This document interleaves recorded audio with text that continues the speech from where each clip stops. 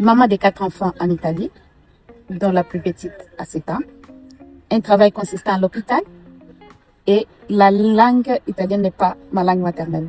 J'ai réussi l'examen de la patente, l'esame de guida, l'esame teorica de la guida. Au tout début, c'était que la décision. J'ai pris la décision pour être non seulement autonome, mais cela facilitait aussi toute ma famille dans le déplacement, dans mon travail aussi. Et du coup, je me suis inscrite à l'école de guida, l'autoscola. Et dès là, j'ai commencé à suivre les cours ou les leçons enregistrées. Parce que l'école de guide avait la possibilité d'enregistrer les leçons qu'ils mettaient en ligne. Et moi, comme je ne pouvais pas être disponible la journée pour suivre le live directement, donc je suivais ce qui était enregistré. Et c'était ma décision la plus grande à prendre.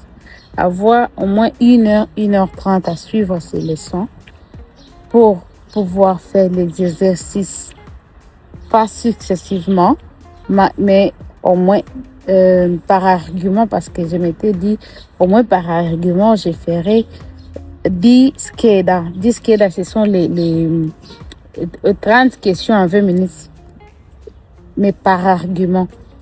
Donc moi, je tenais à ce que les arguments que j'ai suivis, que ce soit ceux que je résous aussi en exercice. Là où j'échouais, je résolvais toujours. Donc, je retournais dans ce que j'ai déjà fait.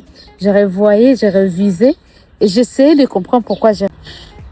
Donc, après 3 semaines d'études absolues ou d'études approfondies, avec exercices par argument, j'ai commencé à faire les exercices ministériels. Donc, parce que je m'étais retrouvée que j'avais quand même l'amabilité de résoudre quelques exercices sans que j'ai à trébucher trop. Et même si j'ai trébuché, je me disais, bon, c'est bon, j'essaie, mais je vais réessayer si jamais j'ai échoué.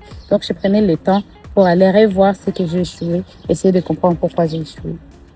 Et au bout d'1 mois et demi, j'ai commencé à faire que 2 scheda par jour. Donc, que 2 scheda ministériels. Donc, les 30 questions là ministérielles par jour. Donc, 60 questions. Quand j'étais en métro, dans l'autobus, quel que soit où je me trouvais, et que je me rends compte que je n'ai pas fait les exercices en question, je faisais en sorte de le faire. Et petit à petit, comme ça, j'ai commencé à avoir la souplesse dans la résolution. Je vous avoue que une semaine avant l'examen, j'ai commencé à faire qu'une seule scheda par jour. Une seule scheda par jour. Pourquoi? Parce que je ne voulais pas avoir trop de confusion. Vu qu'au tout début, quand je faisais les exercices, je m'étais dit, je voyais comme si ce que j'avais fait, je commençais à avoir même plus d'erreurs que ce que j'avais au tout début. Et du coup, je me suis dit, non, ça risque de trop me faire peur et du coup, ça me freine, tu vois. Et j'ai révisé. Le 4 jours, j'ai révisé là où je savais que j'avais vraiment des problèmes. J'ai révisé la partie théorique où j'avais pris les notes. J'ai révisé ça. Et puis, je fais que les exercices sur ce point-là, sur ces arguments-là. Et un jour avant l'examen, je n'ai pas étudié. J'ai tout laissé. Je n'ai revu ni rien, ni fait même un exercice. Et le jour de l'examen, je me suis présentée et j'ai réussi avec satisfaction. Une erreur, bien sûr, à l'examen. Et j'ai passé mon examen théorique. Et je suis fière de l'avoir passé. Donc, il ne faut pas avoir peur, hein.